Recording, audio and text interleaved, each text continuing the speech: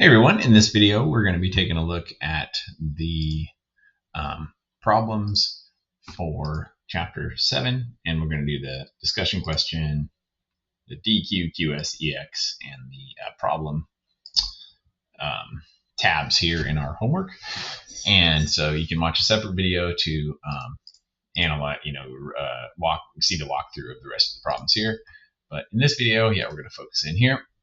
So as per usual, I like to get rid of the grid lines here for some of these, give ourselves a little more space, and then let's go ahead and insert a text box here to answer the questions as they stand, and start with number 1. And the first question asks us, why is the sales budget so important to the budgeting process? And the sales budget is important to the budgeting process as it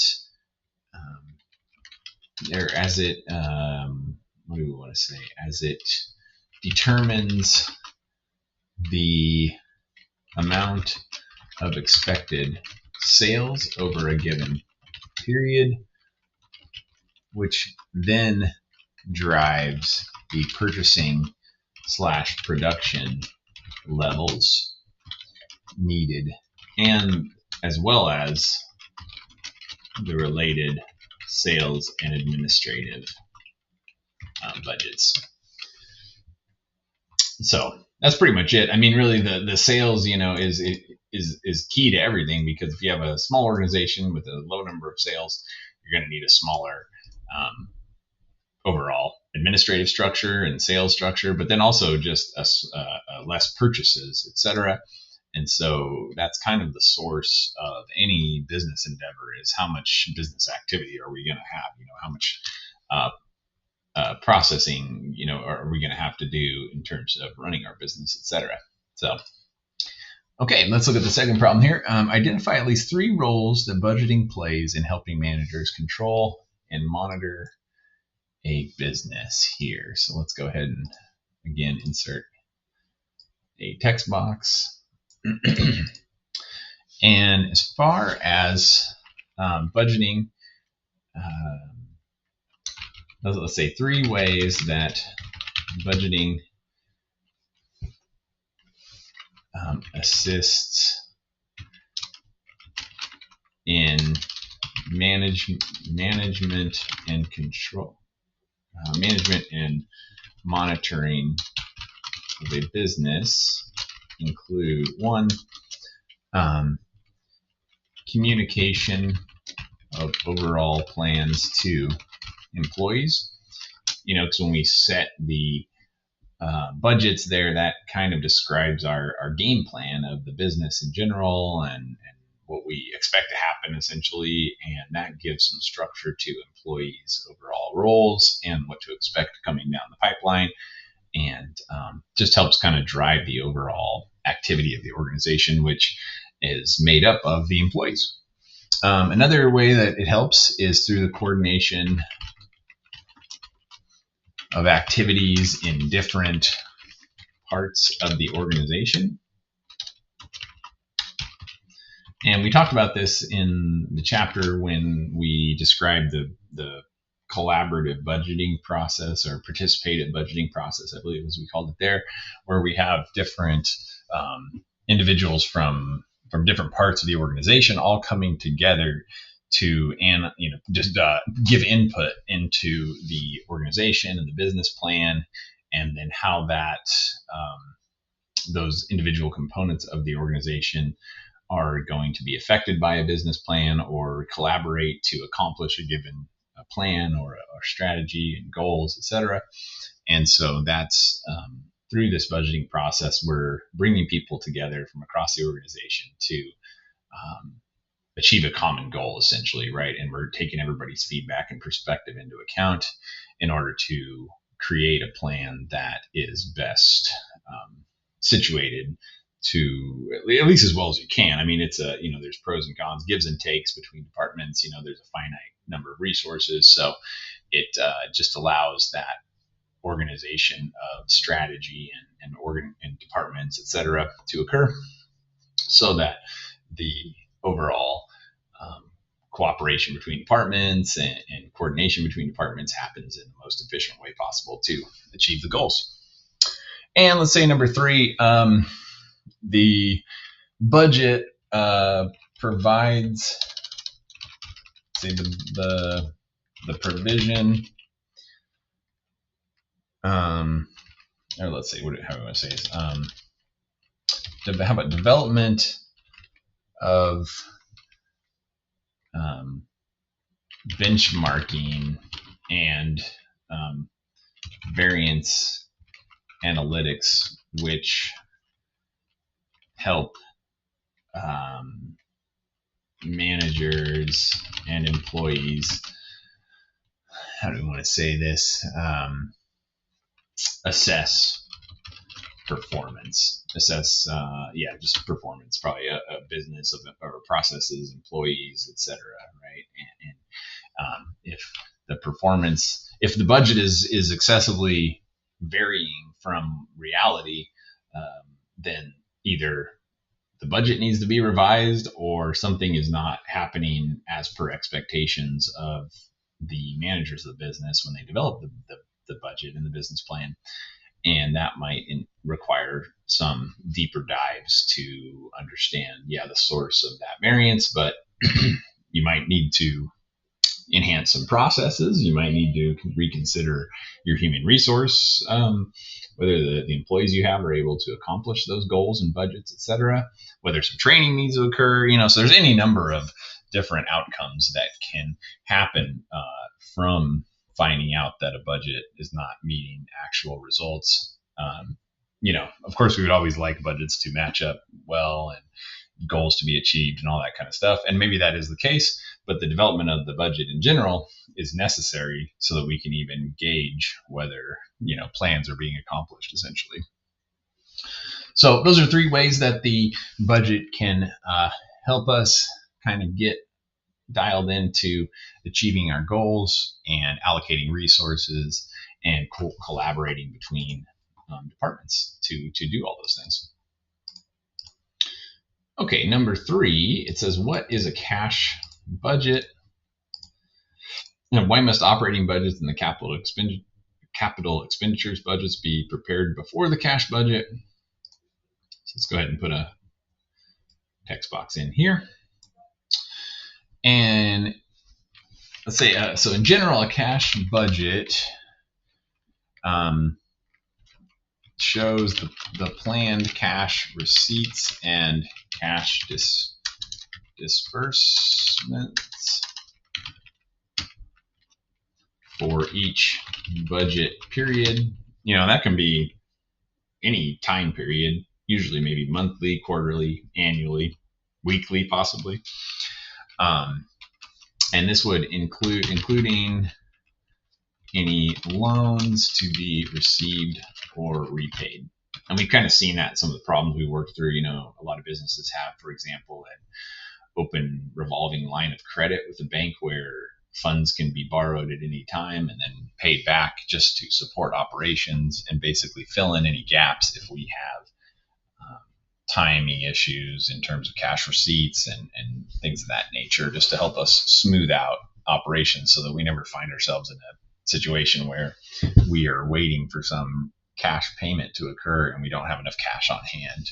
So that just kind of gives us that backstop to avoid problems related to cash inflows and outflows. And then in regard to the operating budget and capital expenditures budget, I will say that the operating budgets and capital expenditures budgets include cash inflows and outflows, and these must be considered and incorporated into the overall cash budget as a whole. So, there's not much more to it than that. There's just those individual components do affect cash overall. And so if we're doing a cash budget, we have to include everything that affects cash, and those things affect cash, so they have to be prepared. And we got to do, you need to do them first because those are the inputs into the cash budget essentially. So it wouldn't make sense to do those after the fact because that is what you're budgeting. Okay, number 4, why should each department participate in preparing its own budgeting? And in regard to this question, involvement of employees and departments when preparing budgets is desired because the involvement often can be a strong motivating factor to meet the budgeting goals, and involvement of individuals who are most closely work in those individual business areas can let me see if I wrote that right. So involvement of employees in programs is involvement be a strong motivating factor to meeting budgeting goals. I'll put a period there. And we'll say also involvement of individuals most closely involved, or who, let's say all of those. Oops, I missed. Fix that. Also, involvement of individuals in specific departments and areas of the business allows for the incorporation of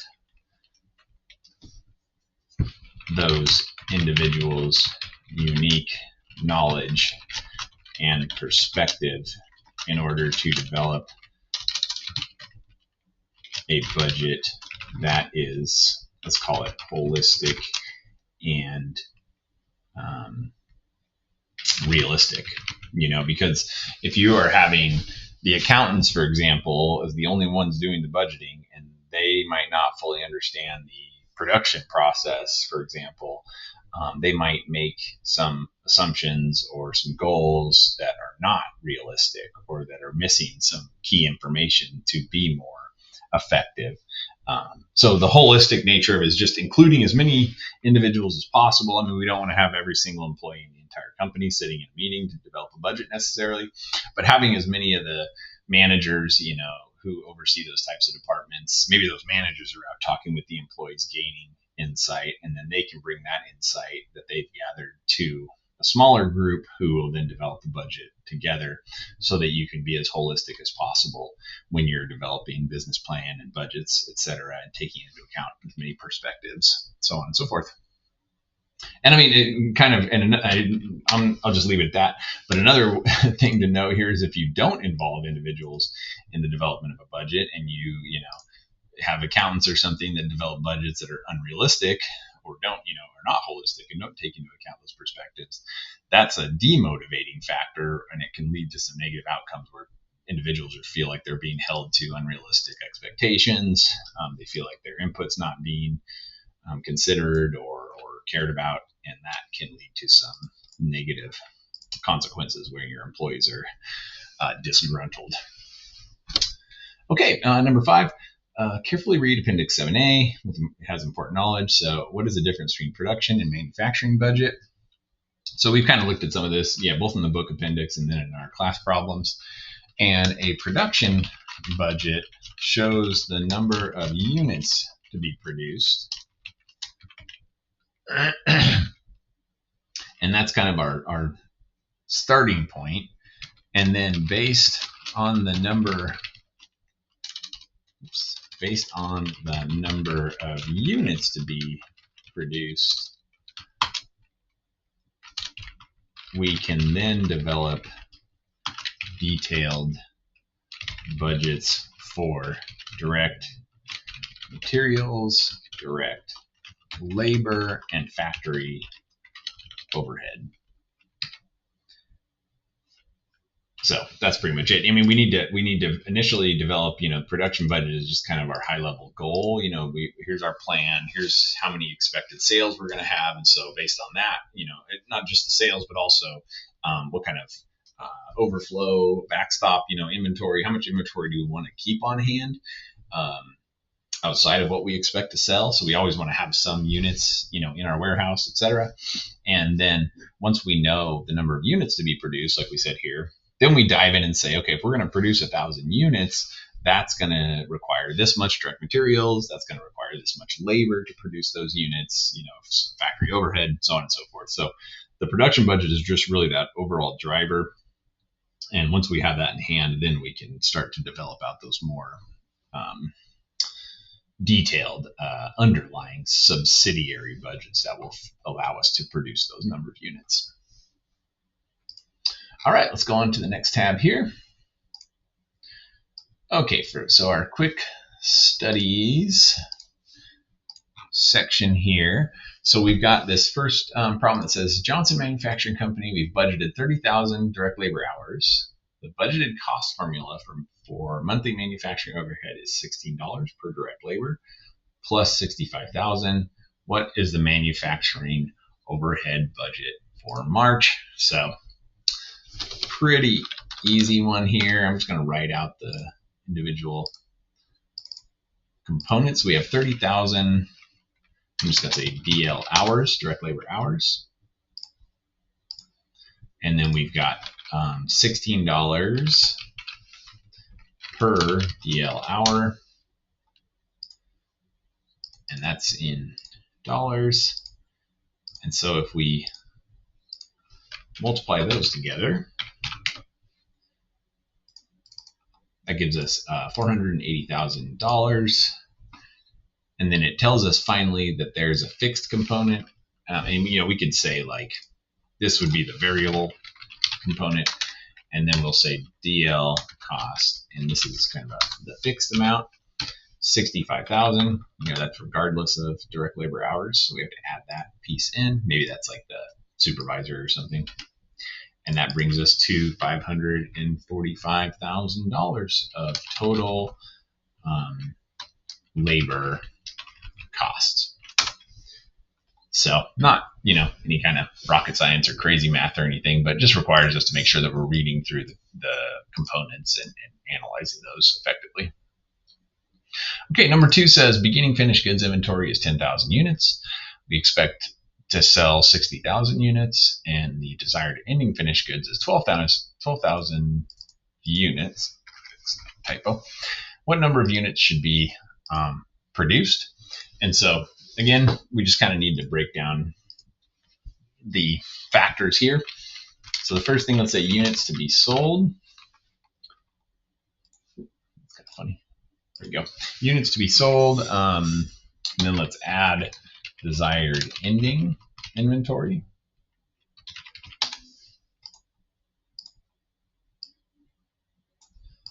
So take off this formatting there. So if we have units to be sold and units that we would like to have in hand at the end, that'll give us the total units, let's say units needed. So we've got 60,000 there, we've got 10,000 there. Fix the formatting. So that gives us, not 10,000, sorry, 12,000. That gives us 72,000 units needed. And then if we start with our beginning inventory of 12,000 units, we already have those in hand, at the start of the month, so we don't need to produce those units because those are already in our warehouse. And so once we back those out, that leaves us with 60,000, or what do we got here? Oh, sorry. Beginning is the 10,000. Okay, that's where I got those backwards. So in total, our units to be produced then is 62,000. And again, that's taking into account how much we're going to sell, how much we want to have in hand at the end of the month, in our warehouse and how much we're starting at the beginning of the month in our warehouse. So if we're selling 60,000, we already have 10,000. We only need to make 50,000 basically to sell, because we're going to sell through what we have at the start. But we also want to end up with an extra 12,000 at the end. And then that process just keeps continuing every month. Okay, number 3. So Butte Enterprise sells widgets. Expected unit sales for April are 125,000 and May is 138,000. We've got a beginning inventory. We desire 10 months of next month's sales and ending inventory. So we need to figure out how many widgets should be purchased in April. So let's go here and put in some of these factors. And let's see, it's real similar to above, but I'm gonna, let's just kind of see if we need to do anything different here.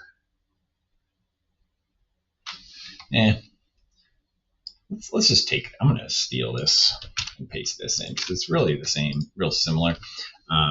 But let's put our updated factors in. So 125 expected to be sold. This is and we're talking about April. So let's put April here, and let's put May. We're only really trying to figure out how many to be, and this is to be purchased because we're a merchandiser or a reseller in this example. We expect to sell 138,000 in May. Okay, and our beginning balance is 12,500, and our desired ending inventory is 10% of next month's sales. So that's the only kind of little nuance with this problem. And we know next month's sales, so we'll do it times 0.1 or 10%. And so that leads us to our answer there of how many widgets should be purchased, 126,300. And we could have said widgets instead of units or something, but same thing. So good to go. Okay, let's move on to the next problem.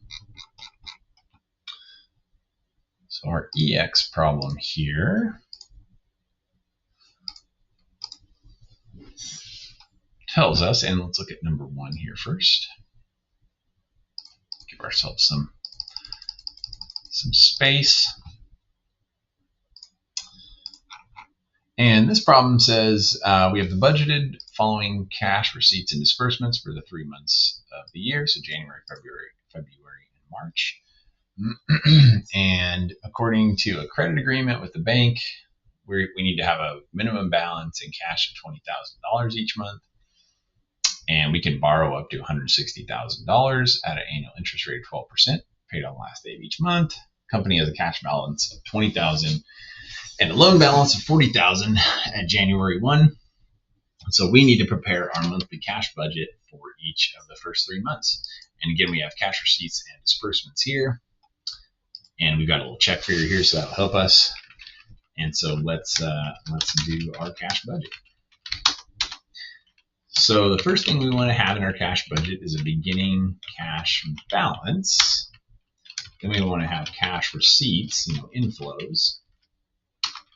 That will give us cash available before any expenditures. Then we have cash disbursements or outflows, so the negative cash. Then we have interest expense. We need to think about that because the problem does tell us that we have a loan balance outstanding at the beginning of the month, and we have, an annual interest rate of 12% on that debt. So that's our interest expense. Then we will have a preliminary cash balance at that point. And depending on whether we need to draw any more funds from the bank, we'll say additional loan from bank, or if we have extra cash to pay back, we can say repayment of loan to bank. So those are, again, kind of either or. If we need to take out cash, we can increase the debt. If we have extra cash left over, we can pay down the debt and save ourselves some interest expense. And then we have an ending cash balance. And finally, down below, I'm going to put loan balance at the end of the month. Okay, So, and then we've got 3 months to consider here. So January, well, that's fine. February and March. Not sure why that one is weird looking, but let's fix that. And let's do that. Okay, so our beginning cash balance then, it tells us is $20,000. What's going on with this formatting? Sorry, let me fix this.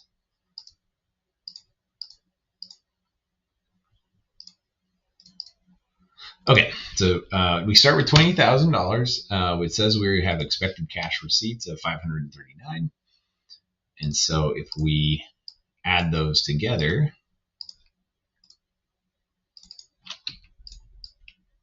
we're going to expect to have $559,000 of cash, available. Then we've got cash disbursements of $496 coming out, and we've got a loan balance at the beginning of the month. It told us we had, let's do a formula here. We had $40,000 times 0.12 for 12%, and then we're going to divide that by 12 to give us, let's do a negative. So just in case you need a refresher on interest expense, so this is our loan principal, the amount of debt that we owe back to the bank.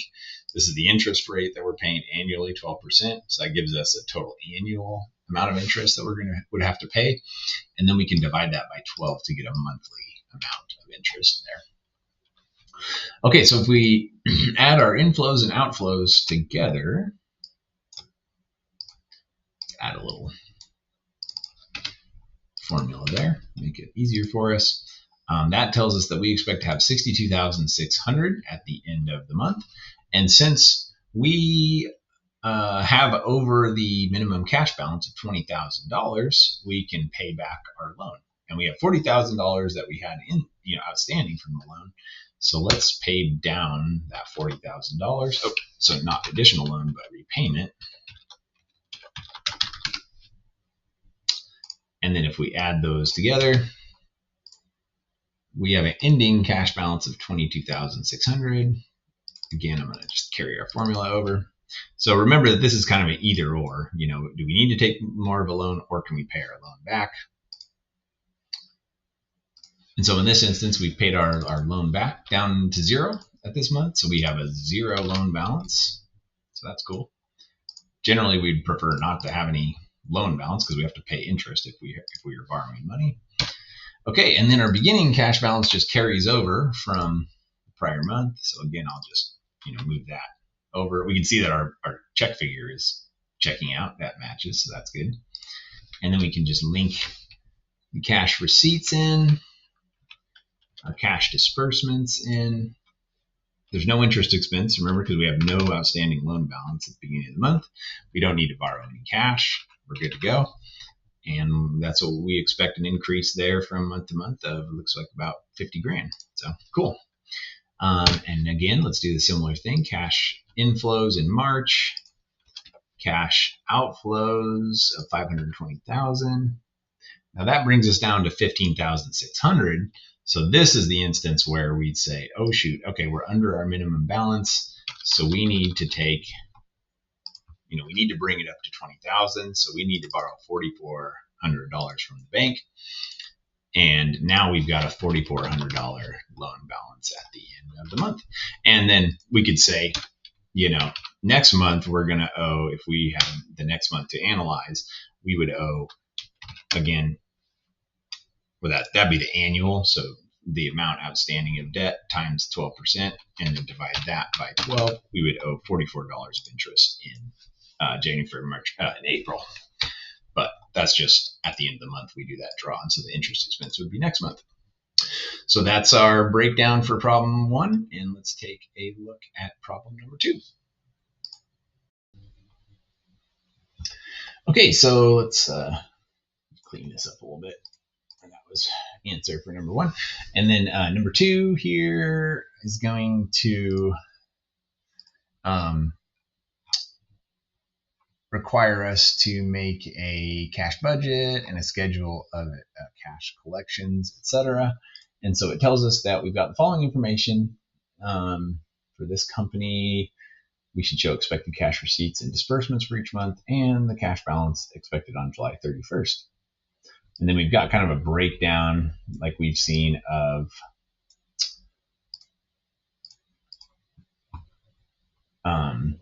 percentages collected. It's like 30% in the first month, 50% next month, etc. Similar kind of type of thing for payments. And then we've got salaries, depreciation expense, other cash expenses, income taxes due in July, and bank loan interest due in July as well.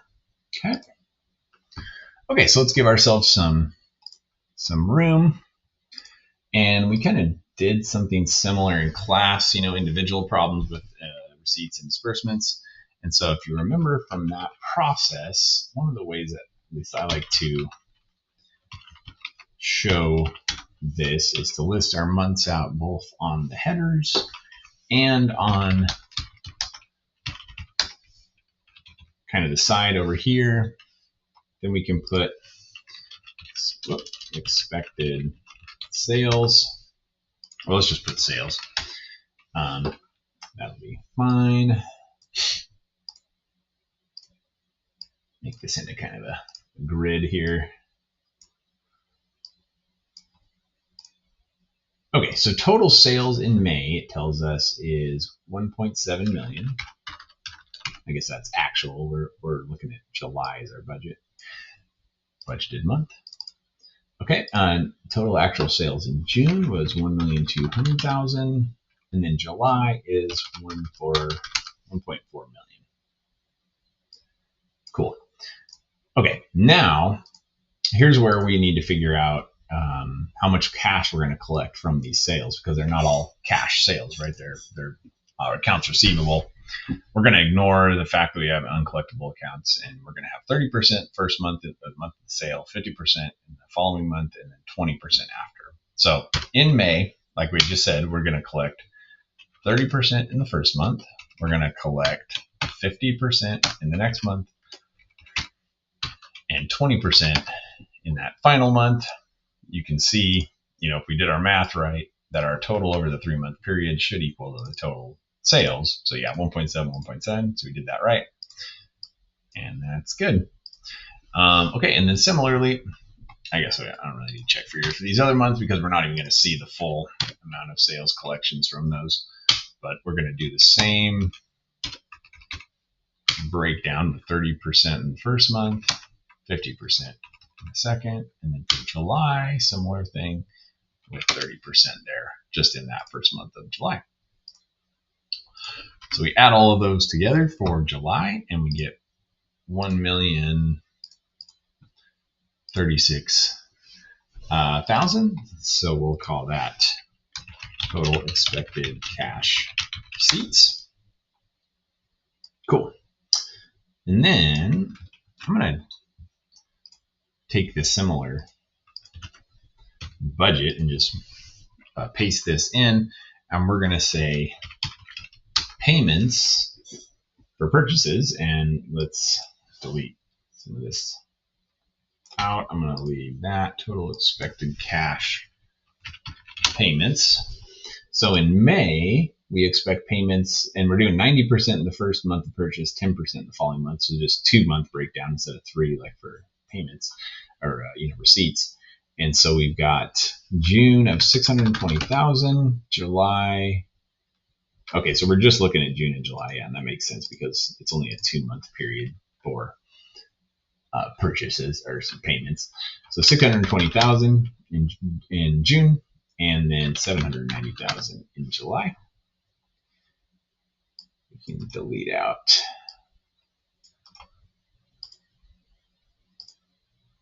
that row or that column because we don't need it. So 90% in the first month and 10% in the second month. And then we can just copy this. We can highlight both cells, drag it down. It'll just move the formula down and do the same calculation. And we end up with 141,000 total payments. That doesn't seem right. So messed up there. July Sorry, I made a mistake. July should we can't have payments for July if it's not even July yet. So make sure we get that in the right spot. So dragging that down did not work, but that's okay. Okay, so here's our total expected cash payments for July. And now, like it tells us, let's go through and do our cash budget here. So I'm gonna just steal this guy, because I think you can probably use that for our purposes. But we only need July. That's the only month that we're caring about. So we're gonna delete all that out. Let's clear the lines. And our beginning cash balance here, it tells us, is $63,000. So that tells us that.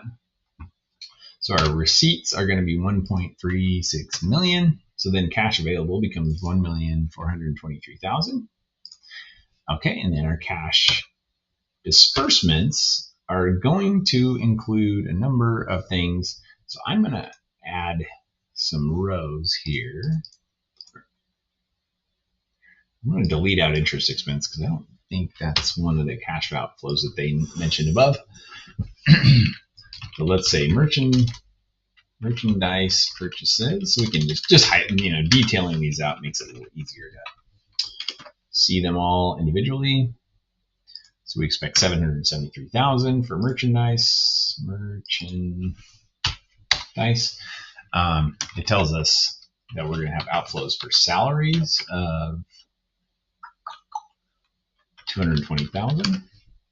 Now it tells us depreciation expense is 11,000, but remember that's a non-cash expense, and so we're going to ignore that for our cash budget. It would still be on the income statement as an expense, but it's not a cash expenditure outflow. So ignore it for our cash budget, and then we'll just say other cash expenses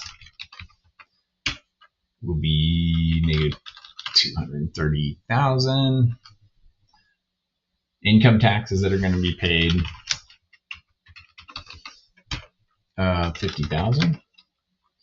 And it did have interest. Sorry, interest due 7,000. That last one, number H, letter H. If we add all those together, we have 143,000 and expect preliminary cash balance. And if we wanted to, just for the heck of it, let's put a total cash disbursements. It's kind of nice to have a summary of whenever we have a list like this. So let's do that. And then for preliminary cash balance, let's take our cash available less our cash payments.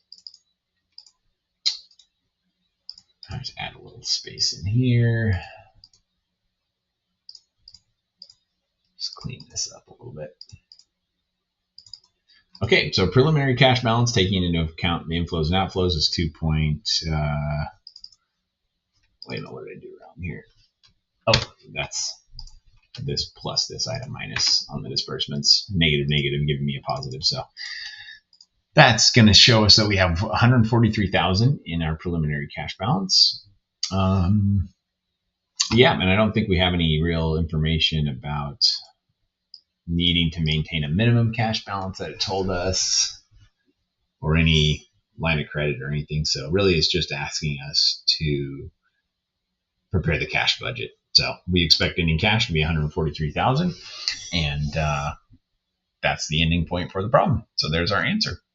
Oh, and I guess it has a check figure too, and look, we match up, so that's good to see. Awesome. Okay, let's go down to number 3. So in number 3, we're doing kind of a master budget here. So this one's a little more involved.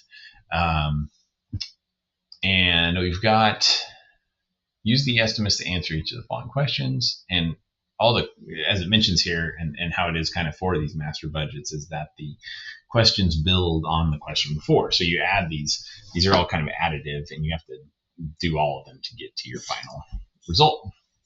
So letter A asks us, what should total sales revenue be if we have certain estimates for these 2 locations and the selling price is $27. So let's start there. I'm just gonna I'll match up to A, and let's say there's territory E and territory W, and we'll put units in here so we know what we're talking about.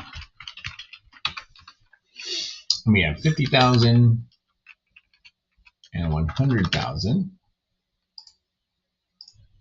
That's weird. Fix the formatting. So this is total units, and you know, actually, I'm gonna do one thing. Let's delete this out.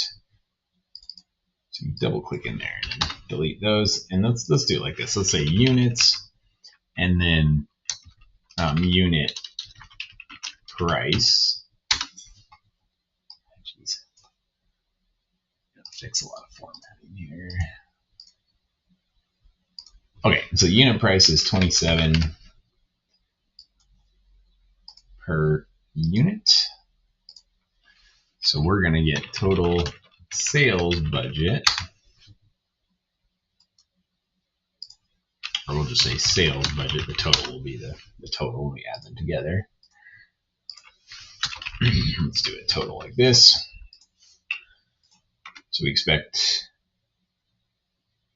I'll type that in wrong one, 150,000 total units, and then each unit is $27.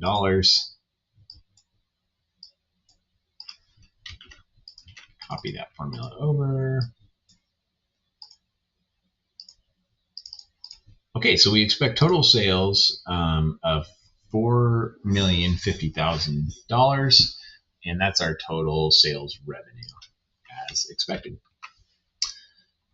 Okay, now question B says if the beginning finished goods inventory is 7,000 units, desired ending is 6,000 units, how many units should be produced? And so I think we've got something that's going to help us here. Here we go. Let's go ahead and copy that formula, just kind of bring that over. So units to be sold is the 150,000. Ending inventory is desired to be 6,000. That tells us above. And then beginning inventory is 7,000. So we back that out. So we need to produce 149,000 units. And it was nice we had that kind of chart already created. Makes it easier on us. And then we need to do an analysis of the costs here in C. So what dollar amount of material should be purchased? $2 per pound. Each unit requires 2.5 pounds. And beginning and ending materials inventory is 13,500 and 12,000 respectively. I don't know, now I can't remember if we had we didn't have a really good table already to do that analysis, but we can just prepare it from scratch, it's fine.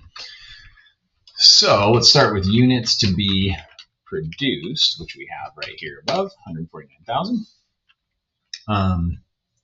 We've got cost per unit. I believe it tells us 2.5 pound. Let's not say cost per unit, but pounds. LBS per unit, and that's 2.5. So let's say total pounds required for production, whatever it is, this product that we make. So we've got 372,500 pounds of direct materials required to produce that many units. And then what do we need? 12, what did it tell us above? We need beginning inventory is 13,500. Ending inventory desired is 12,000. So this is kind of similar to what we did above. We just had to do a few conversion calculations. Whoops. We only want those ones there. And we'll say amount, we'll say raw materials needed in pounds, but we can back out beginning raw materials. Let's say RM inventory told us we had 13,500 on hand. So that means that we total materials to be purchased in pounds is the difference between these two of 371,000.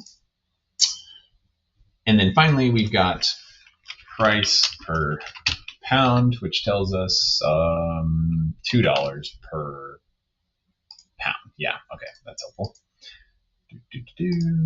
$2 per pound. And so we arrive at a final total budgeted cost of materials to purchase. Get a little more space here.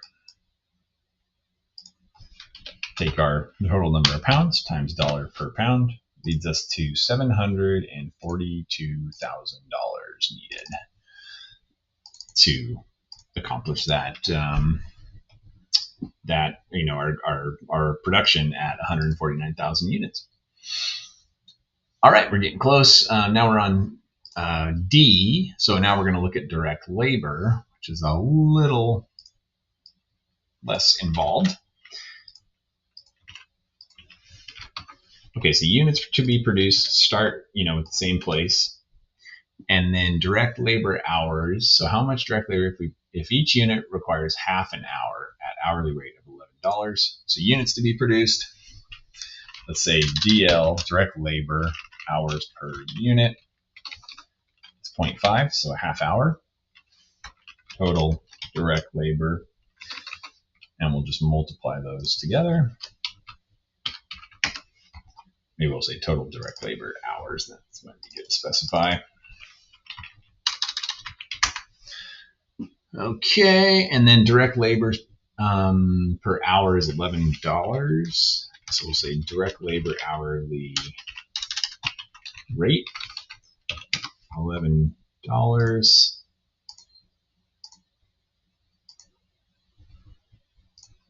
And finally, we have a total direct labor budget.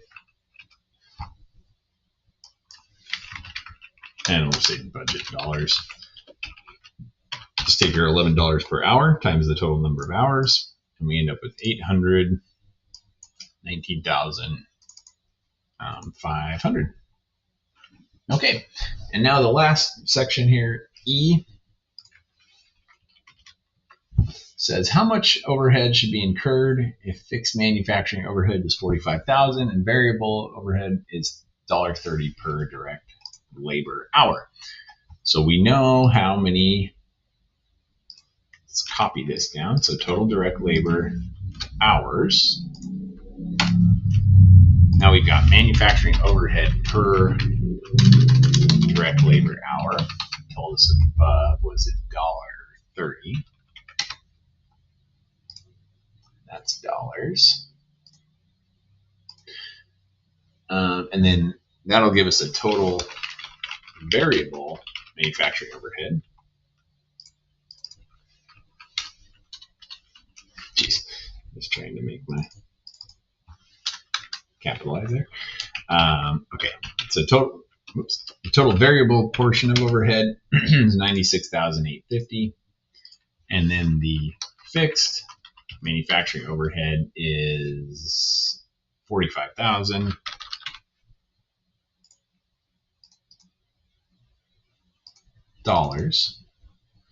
And adding those two together gets us the total manufacturing overhead budget.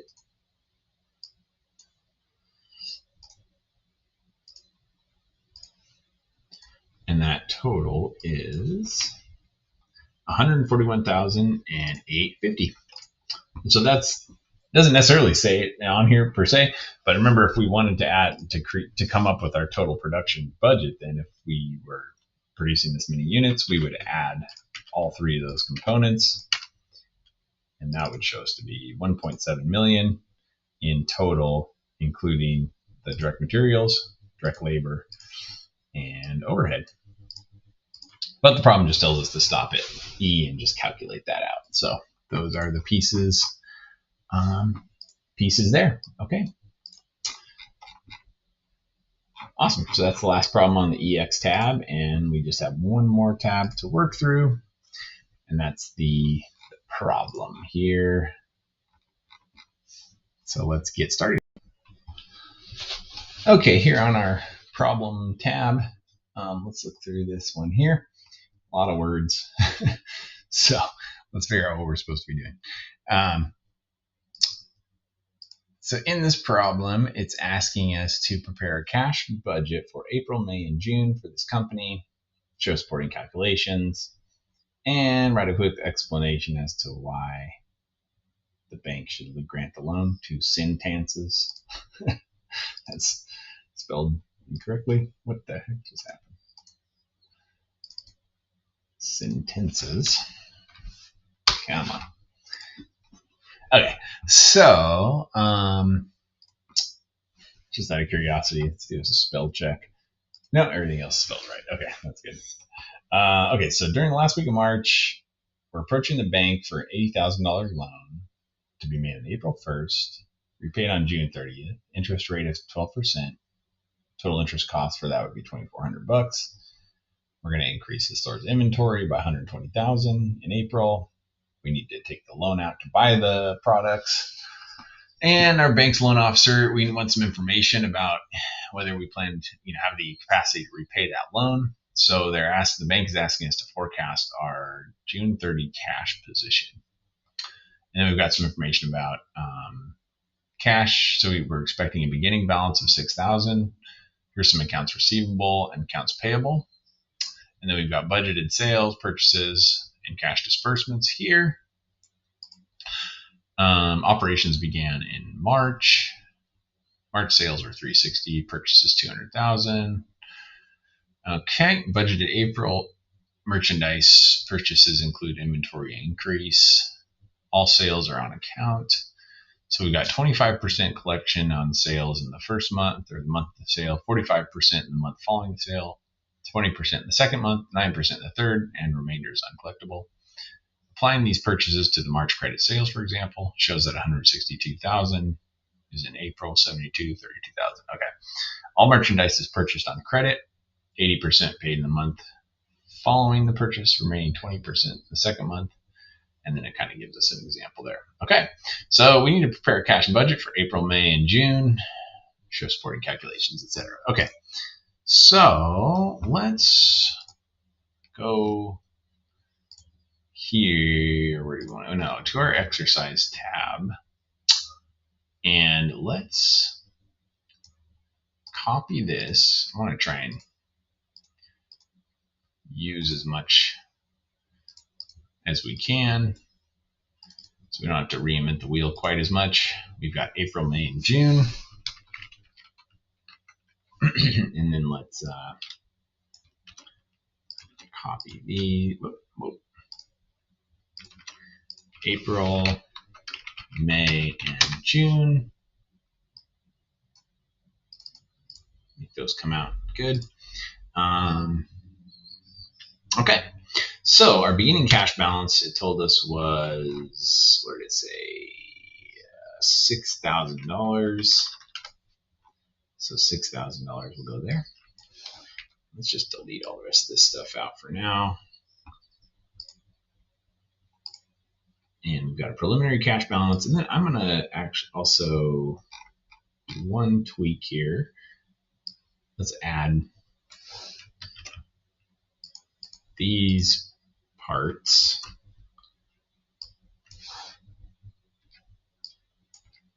Okay, so now we've got a pretty good template, at least, to start putting our stuff into. Let's kind of just go line by line here. Okay, so cash receipts we expect to, okay, so here we got sales, merchandise purchases, and other cash disbursements. So our total sales in April, May, and June are these amounts. Let's see if it tells us.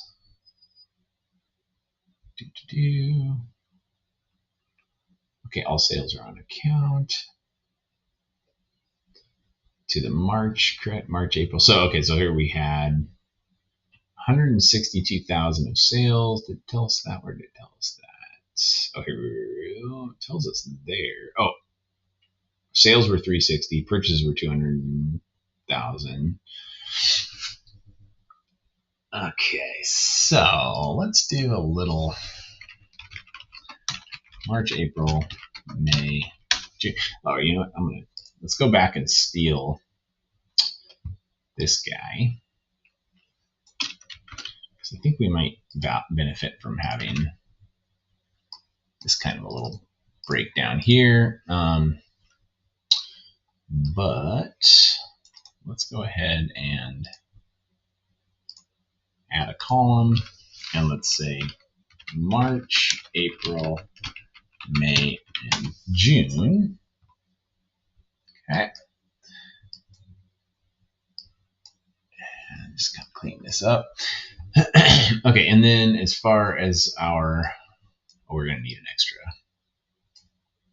Insert March, April, May, and June. Not 100. I mean, we might be able to do this without doing a full forecast in this manner, but I like having more information if we can get it, and have it as kind of transparent as possible so we can understand our cash flow type stuff as we go. I'm gonna actually delete this and then just take this, copy it in, see if we need that, but we'll call this one purchases. Okay. Okay, so let's see here. Doop-a-doop-a-doop.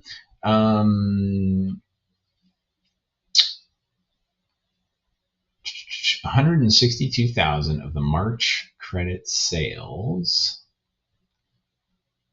I'm trying to figure out where did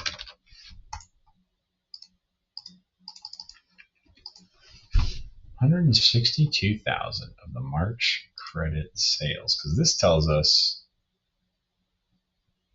Oh, I'm sorry. 162 of the 360,000. Okay, so we had 360,000 in. So one handy thing is just, it's a lot of word problems. You got to just kind of go through and pick out what's important and put it into a organized structure like I'm trying to do here.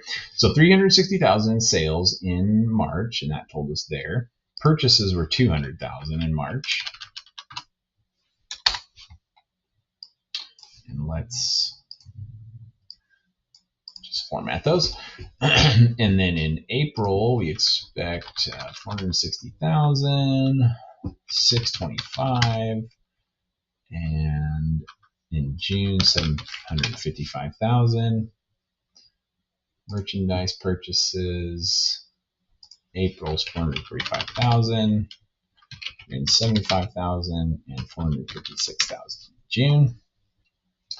And then let's just take a look. I'm going to insert just a little more space there.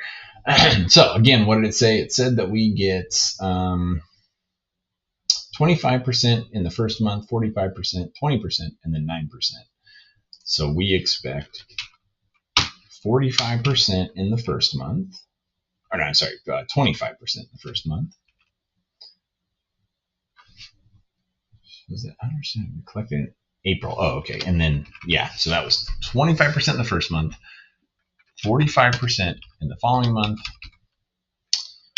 20% the month after that, and then 9%.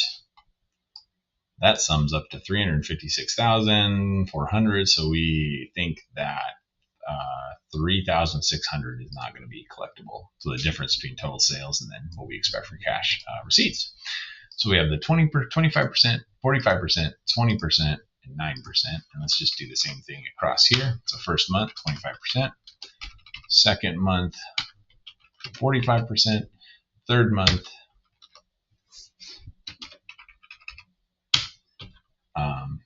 20%. Okay, and then in May, again, 25% the first month,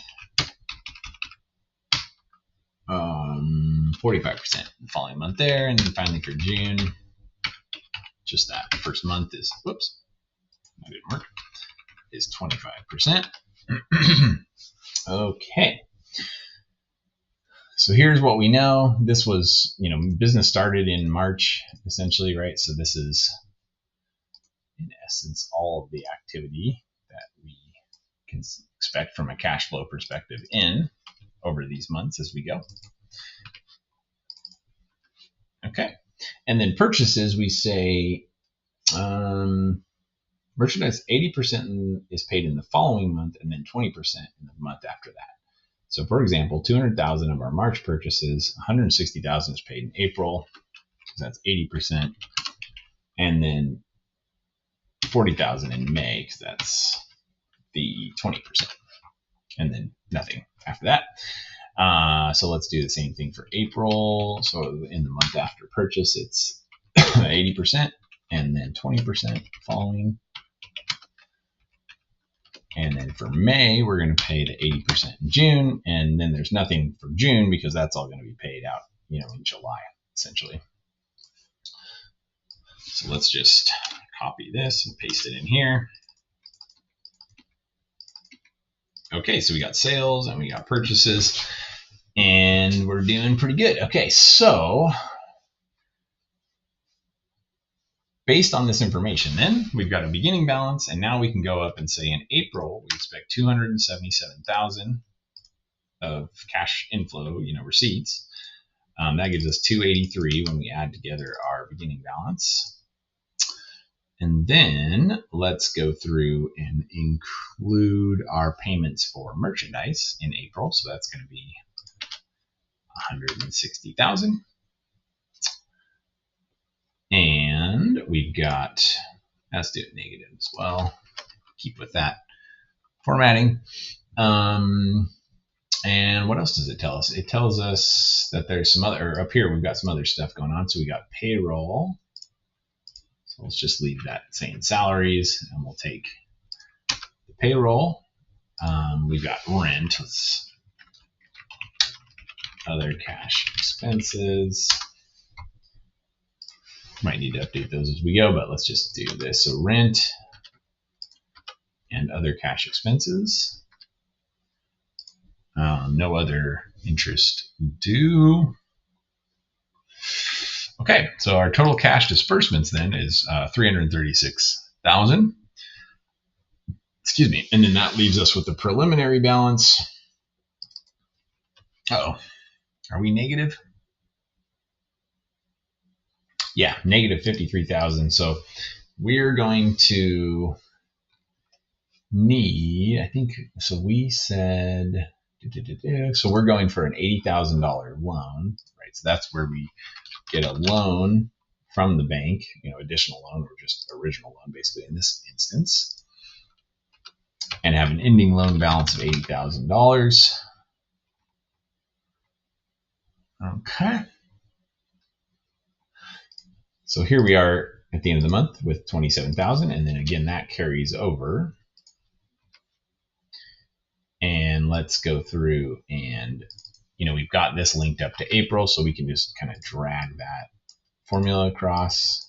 So now we're showing 435, and what you kind of see too, in terms of the collections from our example here, is that they're really starting to ramp up because the timing is kind of cumulative, and at the beginning we hadn't had enough time to pass to start collecting from the sales.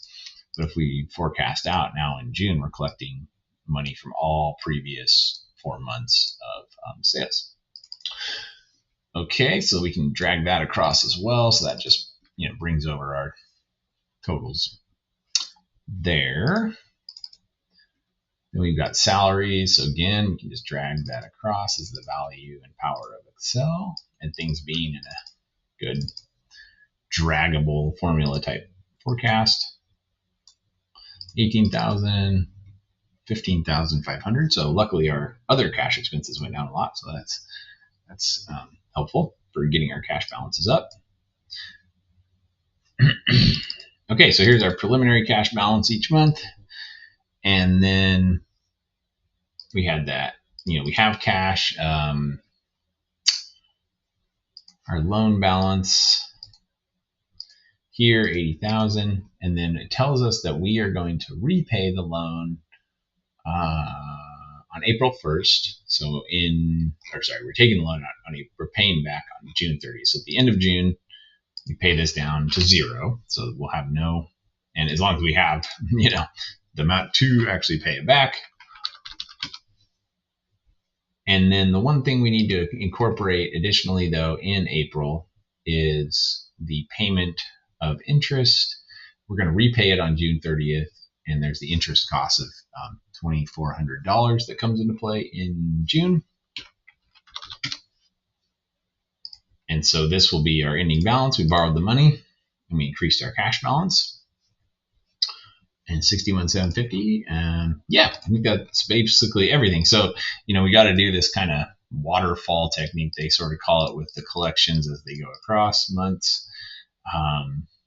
We've got our cash budget for April, May, and June, and only 2 sentences. We'll say explanation. We'll say the bank should offer the loan to this company. 1 sentence. And we'll say calculations as provided show that the company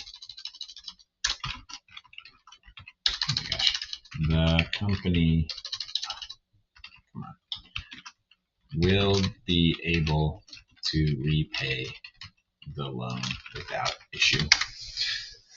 2 sentences, just as it said. Oh, and I got a check figure here. So April, 27,000. Yes, you can see that matches 22,500 and 61,750. So we are all in line with our check figures it provided us, and looks like we are doing good. So just kind of putting some of these things together that we've been learning about in this chapter into sort of a real world type problem that a bank might very realistically ask for something like this for their support, to show that making the loan is a good idea, and it's supported by the company's projections.